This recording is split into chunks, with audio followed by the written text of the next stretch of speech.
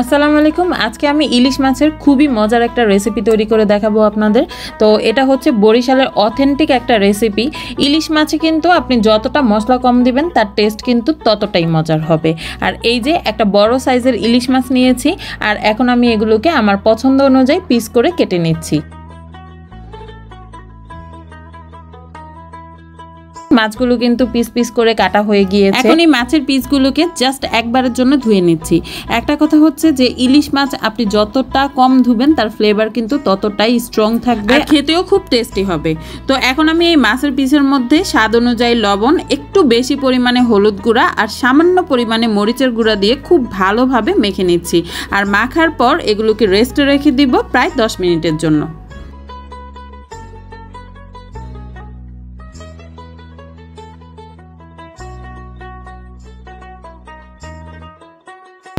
তো মাছের এই পিসগুলোকে ম্যারিনেশনে রেখে এই ফাঁকে আমি একটা মিহি পেস্ট তৈরি করে নিচ্ছি। আর সেই জন্য 7 থেকে 8টির মতো পেঁয়াজ কুচি এবং 8 থেকে 10টির মতো আস্ত কাঁচামরিচ নিয়ে ব্লেন্ডারে মিহি একটা পেস্ট তৈরি করে নিচ্ছি।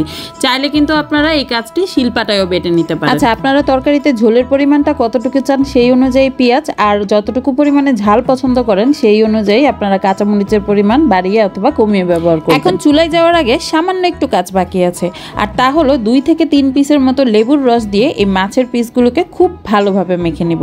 আর তারপর চুলায় চলে যাচ্ছি।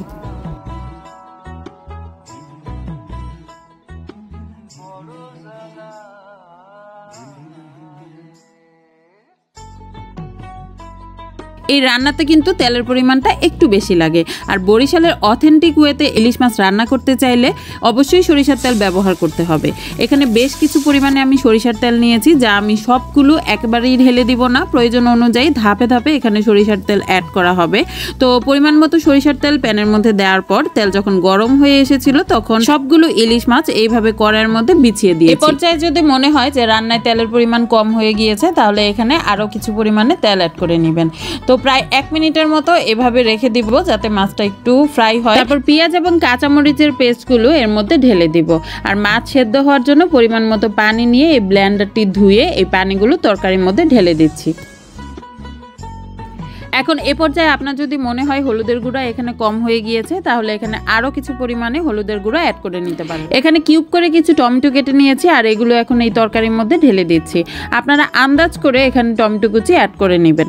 আচ্ছা, যেহেতু ইলিশ মাছ খুবই নরম জাতীয় একটা মাছ, আর আমি কিন্তু এই মাছগুলোকে ভেজে রান্না করছি না, কাঁচা রান্না করছি, তো সেই জন্য ইলিশ মাছের পিসগুলো কিন্তু ভেঙে যাওয়ার চান্স আছে। তো এই জন্য যতটুকু সম্ভব আলতোভাবে মাছগুলোকে নাড়াচাড়া করতে হবে এবং কড়াই ধরে শেক করে তারপর নাড়াচাড়া করে নিতে হবে। আঁচ কিন্তু থাকবে মিডিয়াম টু লো হিটে। রান্নার একদম শুরুর দিকে আমি বেশি করে লবণ দিয়ে মাছ মেরিনেট করে রেখেছিলাম, আর এই জন্যই এখন আমি আর লবণ অ্যাড করছি না। আপনারা কিন্তু লবণ টেস্ট করে অ্যাড করে নেবেন। তরকারিটি প্রপার ভাবে কুকড হওয়ার জন্য এই পর্যায়ে ঢাকনা দিয়ে ঢেকে দিব, আর একটু পরপর ঢাকনা উঠিয়ে চেক করে নিব।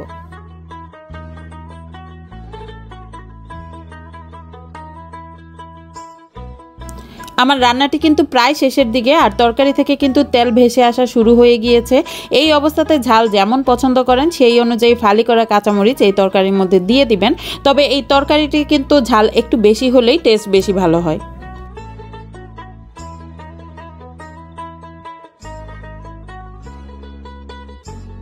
কাঁচামরিচের সুন্দর একটা অ্যারোমা আসার জন্য কড়াইটি ঢাকনা দিয়ে ঢেকে দিব, আর সাথে আরও অপেক্ষা করব তরকারির ঝোল শুকিয়ে তেল পুরোপুরি ভেসে আসা পর্যন্ত। আচ্ছা, চুলা অফ করার ঠিক আগ মুহূর্তে পরিমাণ মতো কিছু ধনেপাতা কুচি ও কিছু পরিমাণে কাঁচা সরিষার তেল এই তরকারির মধ্যে ঢেলে নিচ্ছি। তারপর একটু শেক করে সব একত্রে মিশিয়ে নিচ্ছি। সরিষার তেল দিয়ে ইলিশ মাছ রান্না করলে তরকারি নামানোর ঠিক আগ মুহূর্তে এভাবে কাঁচা সরিষার তেল অ্যাড করলে সরিষার তেলে সুন্দর ঝাঁঝালো একটা অ্যারোমা আপনার তরকারিতে চলে আসবে, আর আপনার রান্নার স্বাদ বেড়ে যাবে দ্বিগুণ। তরকারি রান্না কিন্তু শেষ হয়ে গিয়েছে, এখন চুলা অফ করে দিচ্ছি। বরিশালের অথেন্টিক ওয়েতে ইলিশ মাছ কিন্তু এভাবেই রান্না করা হয়, আর খেতে কিন্তু খুবই মজার হয়। আপনারা একবার হলেও এটি ট্রাই করে দেখবেন। আমি মনে করি যে কোনো রান্না সব সময় সিম্পল ওয়েতে রান্না করাটাই বেস্ট। আর তুলিস ফিউশন চ্যানেলে সব সময় সহজ রেসিপির রান্না আপনাদের তৈরি করে দেখানো হয়। আজকের মতো এখানে বিদায় নিচ্ছি। আল্লাহ হাফেজ।